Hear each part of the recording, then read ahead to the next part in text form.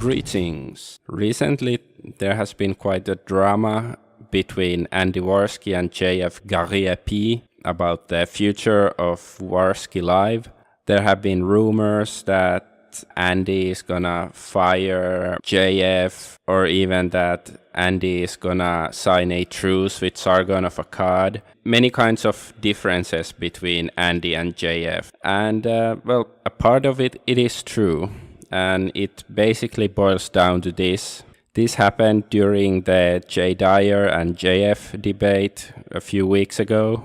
Okay, this is Andy, this is important. I'm not in the low IQ interventions. Andy, so you shut the fuck up for 1 minute. Okay, fine, fuck, man. So all right. This is a classical argument of the form of Stéphane Molyneux, which is you engage in discussion, therefore you accept all the rules of discussion. I didn't. I don't. I'm just a human being. I emit noise. There are other beings. They interpret this noise based on their own rules. Andy, you can go ahead. Why do you have to be a dick like that? I was going to ask one question that was part of this. I was kidding, Andy. No, that pissed me off, dude. I'm sorry, Andy. I was kidding. Just because you're triggered, you can't fucking just go. I was not actually triggered. I love you, Andy. I was kidding. Okay, I want to ask one thing. I want to clarify.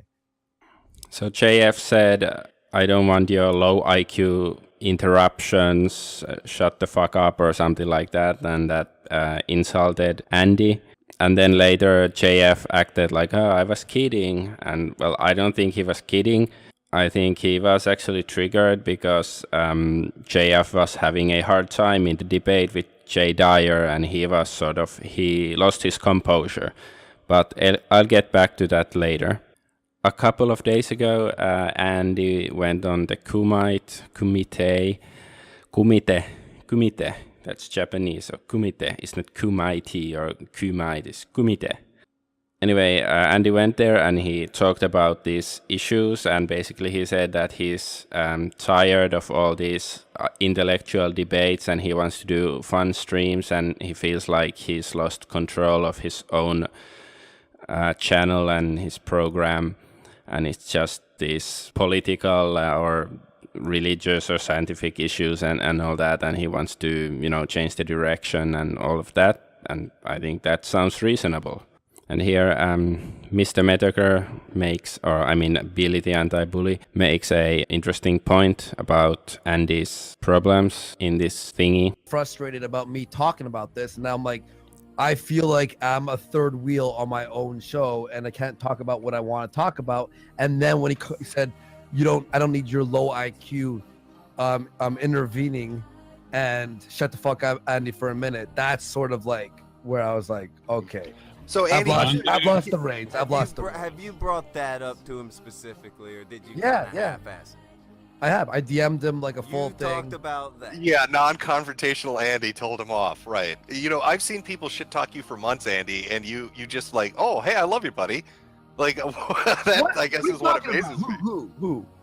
The quartering shit talks you like it's a fucking hobby of his. Sargon called you Gollum and said that you look like you were a fucking meth addict, basically, and you're all buddy-buddy with him. So why is buddy-buddy with him? Well, you guys are doing like a makeup stream. So why is it like this is what's weird? It's like you're way too passive, Andy. No. Okay, maybe I am. I don't know. I'm fucking trying to figure this all out.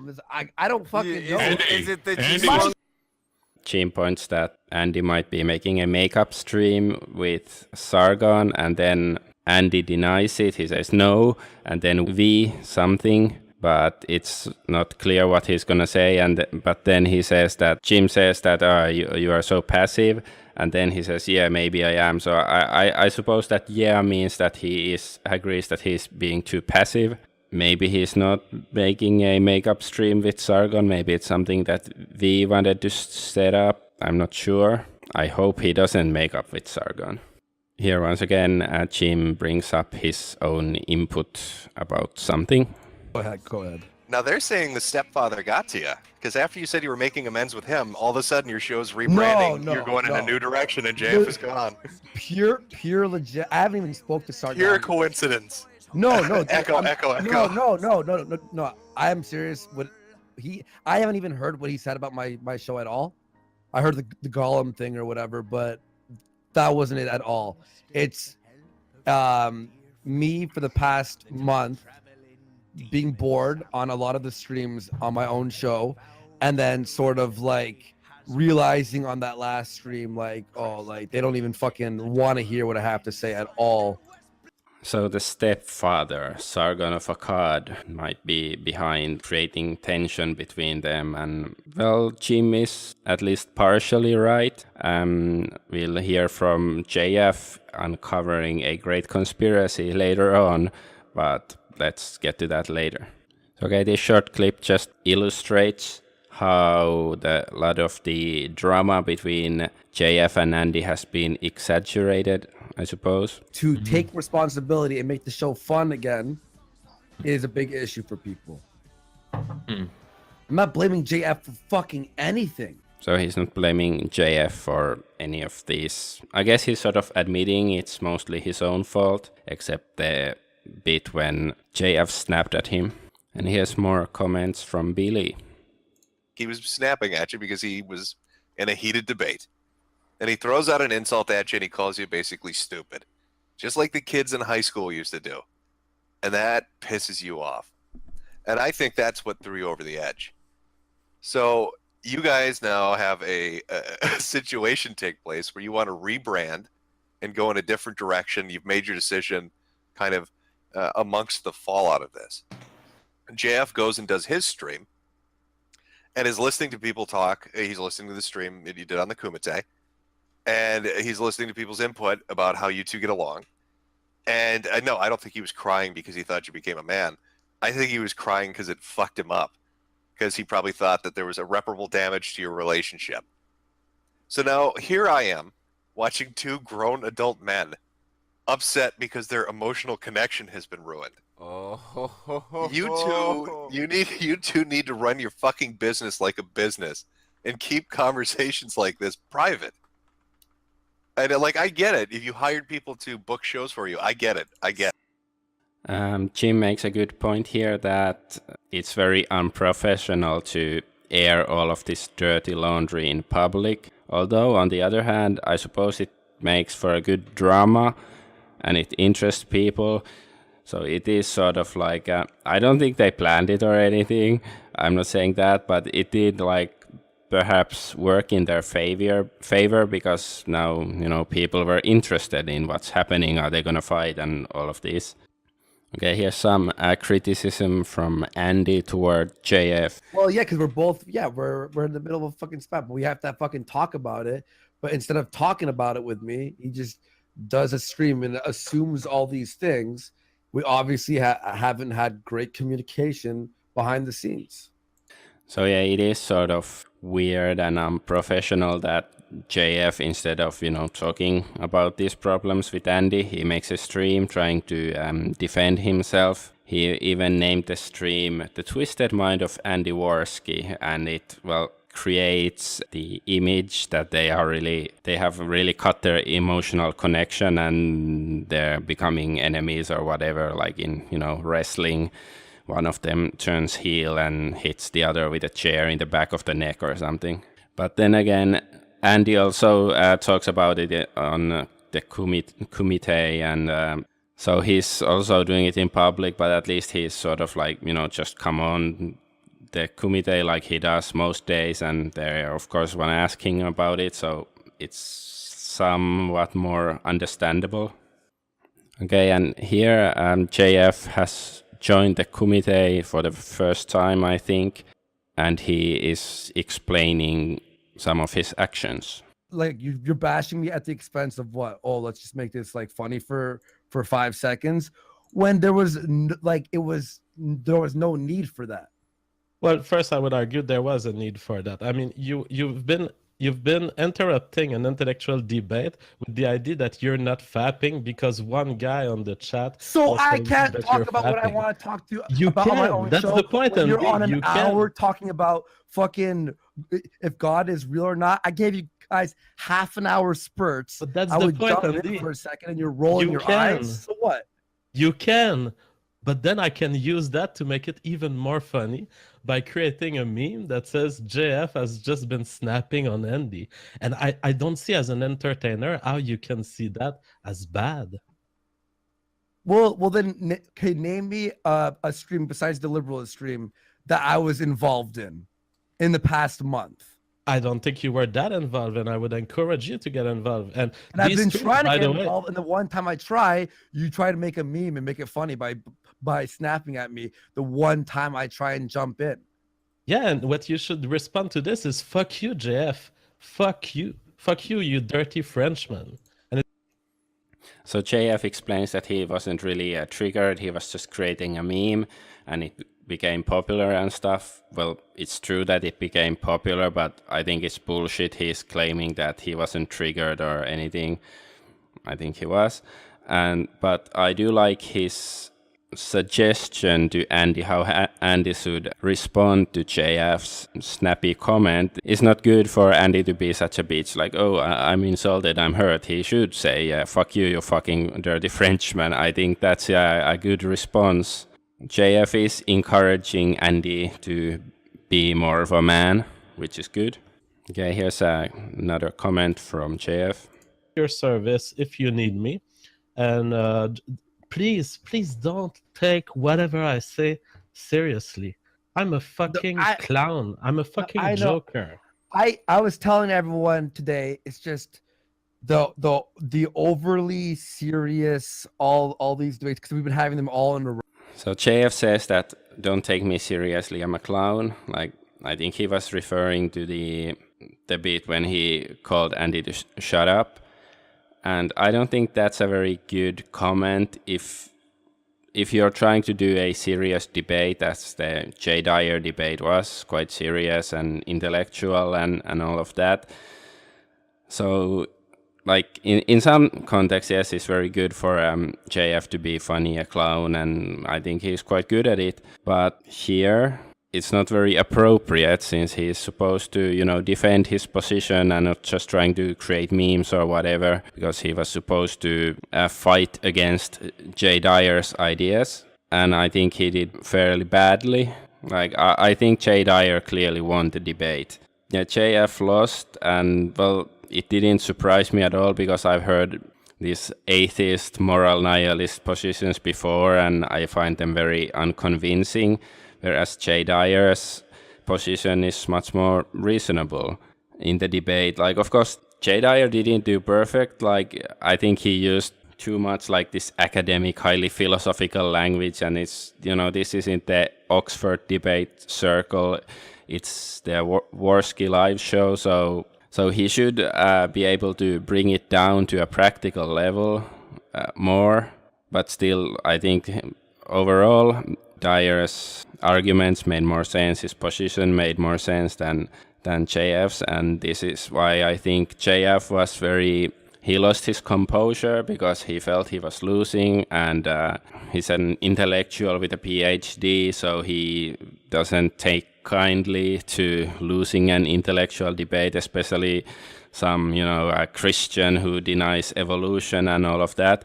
So I do think that JF snapping at Andy, it was a genuine emotional reaction, and JF was more angry at Jay Dyer for demolishing his arguments.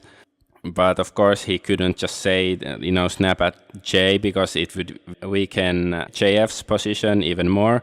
So instead he snapped at Andy. It harkens back to the debate between Sargon of Akkad and Richard Spencer, where Sargon lost to Spencer, and it made Sargon just go on this downward spiral. Whereas, I think JF has recovered. He recovered quite fast, like in the, after 30 seconds of snapping at Andy, he said, like, I wasn't triggered. Like, I think that was a lie, but at least he's like he's a refined gentleman. So when he loses his composure, he's good at regaining it. So there's nothing wrong with that. But yeah, I do think that he really did lose his composure because he was losing the debate.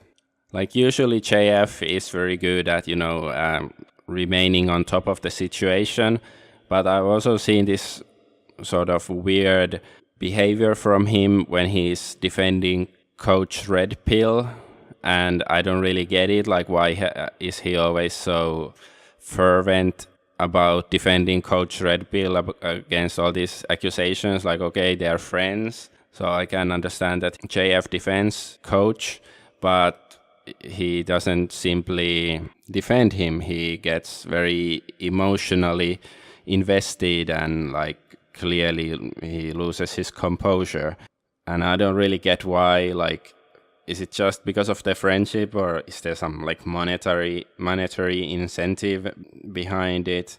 I don't hold Coach Red Pill in a very high regard, and I'm not even necessarily referring to the allegations that he scammed this website from this Economist Keen or whatever. Like, I think, yeah, it's suspicious what Coach Red Pill did, but I don't think I don't know if he deserves to go to jail for it, and the Economist didn't sue him, so that's a bit weird too. I think both of them are a bit hokey and questionable, both Coach and the Economist. But yeah, I think Coach Red Pill is very cringy, and I don't know how people can stand to watch his videos. But yeah, that's like my two things that about JF that irk me is, well, this scientism, atheist, nihilism position, and his connection to Coach Red Pill. But yeah, and I don't think that JF is a true moral nihilist. Like, because he clearly cares about like French Canadian nationalism, he cares about the white race, and he clearly holds these moral positions, and trying to say that, oh, well, I'm a moral nihilist, I just have these evolutionary preferences or whatever. I think it's just some, pseudo intellectual bullshit, because, well, he's an atheist and he wants to defend it from any possible angle, because he's smart enough not to understand that you cannot really defend moral positivism from like an atheist perspective. So he tries to deny that, morality is somehow inherent in the world. But yeah, I think he fails. Like, maybe there is somebody who could do it. But yeah, JF is not good at that. But anyway, I'm not saying that, just because of this, everything he says is irrelevant or anything. I'm just saying, like, everybody has their flaws, nobody's perfect, and these are some of his flaws, glaring flaws to me at least. Okay, but now we can get to the meat of the issue. Well, okay, JF made this long stream, and he was like pointing out reasonable points about like the flaws of Andy Racewarski, that he's a pothead who cannot organize shit, but is still questionable. Why did he have to do it in public? Mr. Metacore pointed out it would have been much better if they just hashed it out in private, like there was really no need to make it public. But then JF did make this quite an interesting discovery, and let's listen to this fairly long clip. A little revelation here that was done by someone on our Discord who's been having access to private groups. It seems that there are many people who are trying to remove the alt-right from mainstream media, and they do all sorts of campaign on YouTube, making false comments, organizing mass flagging and mass disliking campaigns. And so that's why I say to all the people who are YouTubers, just relax. Don't necessarily listen to a part of your audience that doesn't seem like they've been there for a long time, that don't look like they are long-term fans of yours. They're gonna lie. You're gonna have lots of liars in the chats right now. Just look at this operation here called Operation Purge the Scourge. We started on March 18 and we've made some amazing progress. For those of you wanting to know what's been going on, share this among friends that you know. Don't lean this to the fascist right. Operation Purge the Scourge is the final push against the racist and bigoted right wing. Our current targets are 4chan, Pol, V, Co, K, and B board. Hate board on Reddit. anything related to Gamergate, Magicgate, Comicsgate, Alex Jones, Milo Yiannopoulos, Lawrence Saturn, Stephen Crowder, and anyone associated with them, and we are adding to the list. We are having assistance from Tumblr, various Facebook groups, game devs, and an extremely generous motivator from Marvel Comics, Blizzard, and Wizard. YouTube, Twitter, and Facebook have proven to be extremely easy and effective to take down the fascists thanks to their new updated terms of service. But sites like Reddit and 4chan have become difficult to take down due to their stances on freedom of speech. Now, it's not clear to the extent to which this particular operation relates to the other one, which I'm about to present to you, but it's just the point that there are people around organizing groups to take down right-wingers. Here we have something, an insider from the Manlet militia reporting, "Hey man, I saw you saying why is everyone turning on JF in the stream chats today, and I tried to give you a heads up. Basically, it's an OP being run by a few different groups, including some of the Sargonites and the Manlet militia. Hit me up if you want the TLDR. I've found the wellspring where much of the autism flows from." And this investigator confirmed various things. First, the group is very pleased with what they had Andy do today. They say, "Aha, the Sargonite psyops worked. They pushed for months that JF is the mastermind. Andy fucking bought it. That's also why he's making up with Sargoy again." Alright, and he also reports, "Also be sure to tell JF to keep his cool. One of the motivations is to get him to crack again like he did at Andy during the Dyer debate. Also tell him to take into account that a lot of this is to drive a wedge between him and Andy." And he explains that there's 2 JF tweets there now, and they're mad because no one will take the bait. Basically, you can tell one of Destiny's people created the thread looking for the internet personal army thing. Many are obvious posts, some are more nuanced. Still, most old fags aren't taking the bait, and tell them to fuck off or post in the appropriate forum. So we have essentially a group of political militants who are invading any trace of alt-right on YouTube, and they're trying to dislike, to comment, to say stuff like, "Andy, I was a fan of yours for 5 years. I can't believe you have JF on." And a lot of users on my So there has been this grand conspiracy on several image boards and wherever Discord by the Manlet militia, and they were purposefully sowing dissent between Andy and JF. And it's sort of something I also noticed fairly recently, like in last couple of weeks, that because in the past JF has gotten a lot of fans, and many of those fans would like never criticize him and all that, and I found it a bit annoying.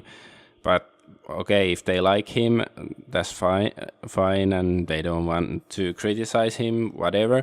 But in the last couple of weeks, I've seen a lot of an increase of comments, not only criticizing JF, but really saying that, like really harshly saying that kick JF and whatever, and JF is this and that. And I found that sort of weird and inorganic as well. And this certainly explains it, that there was some agenda, a conspiracy to, you know, get rid of JF from Warski Live. And yeah, it all makes sense now.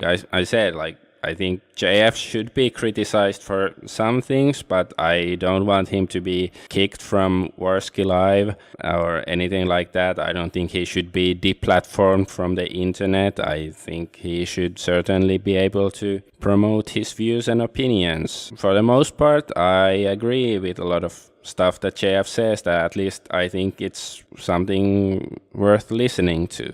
Okay, there's also this short clip from the Kumite, sort of confirming this Manlet militia psyop. Is that not internet atheist faggot cat? No. Internet No. atheist faggot cat. No, I'm the concentrationist cat. I'm the one who puts them in the camps. Good. I just heard that last part. It's about fucking time we have someone working on this. Dude, fucking... Oh, by the way, people asking why we won't bring in Queen of Bands. She can't come in. I don't hate you, Queen of Bands. No. She's just busy right now. We asked her if she wanted to come in. Yeah. So she's scared. All right. Anyway, we have the person doing Lord's work in here right now. What's going on, man? Hey, mate, how you doing? Chill, Yeah, man. I've been harassing people to get on because I feel it is so important to tell you something, and it applies to you, Tonka, as well. There is a faction of people. They're a mixture between Sargonites and 4chan users, cowboard users. It could be anywhere from 50 people to like 100 people or 200. Roughly the number is about 100, 200 people on this fucking op, okay? What they're doing is that they're invading your chat. They're pretending to be your audiences. And what they are doing is spreading false rumors. And they go into the chat and they turn the chat against you. And you're thinking that your audience, like I've heard you a few times, Andy, you said how your audience, you get this bad vibe, etc. It's all fake. The whole thing is fake. They've successfully been manipulating you in some way, and the chat is toxic. Yesterday and today, it's these fucking people. They're on there right now. They're fucking doing this. And I can't think of any way of fighting them back other than mods just banning these people. I don't understand how you can fight it, but you have to not listen to them. So yeah, this concentration cat is sort of verifying what JF said about this conspiracy to ruin the current makeup of Warsky Live with JF and Andy. Like, you shouldn't be too shocked that, oh no, these Sargonites or Destiny fans or whoever are doing it, oh no, they're so immoral. Like, okay, this is the internet. Many kinds of boards, ideologies, or just, groups have done similar stuff. Like, maybe this is admirable in the sense that they were close to pulling it off, and it seemed fairly well organized, so that's sort of cool. But of course I disagree with their goals, so I'm glad that it seems that they have failed in their attempt to foil the plans of Racewarski and JF. So yesterday Andy and JF had a stream together on Andy Racewarski's channel, and it seems like they have managed to solve their differences. And it's sort of gay, but I think it's still good. If they had started some sort of everlasting grudge match between them, it might be interesting and entertaining, but it would be also sort of pointless because it's a manufactured grudge match. It's good that they managed to solve their problems. At least it seems like it. I didn't listen to this whole thing. I just listened to some parts of it, but it seems like now they're okay again, and they can communicate, and their emotional connection has been fixed, and that's what matters. But there's this interesting comment here: failure accomplished, higher failure fired JF, higher failure fired JF. I think this is probably the real failure. Now that this is just a chat replay, you cannot click on his name to take him to the channel, that it's actually the failure who is from the Kumite. But I don't know if he's just, memeing or trolling in a humorous way, or if he's serious, but I think he made several comments like this in the chat, and there were some other people that seemed like his sock account puppets or something. So I don't know what is failure trying to pull here. But anyways, seems like Warsky Live, or the purple dragon, is stronger than ever. And it's weird making a video with a happy ending. But I suppose this is the first and the last one.